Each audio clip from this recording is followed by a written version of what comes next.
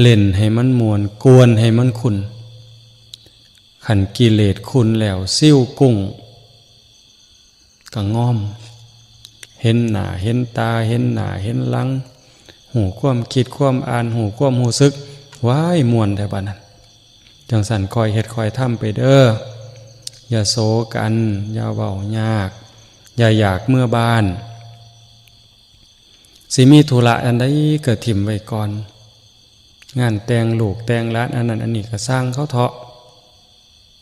เอาไว้ซะก่อนเอาบุญให้เจ้าของฝึกเจ้าของซะก่อนให้มันเต็มที่พูนวันที่25พุ่นจังเมื่อของสันน้อวันนี้ก็คงจะสมควรแก่เวลาในท้ายที่สุดก็ขออนุโมทนาสาธุกับคณะครูบาอาจารย์กับญาติกับโยมทุกรูปทุกนามทุกคนทุกท่านที่ได้มาร่วมประพฤติปฏิบัติธรรมกันใน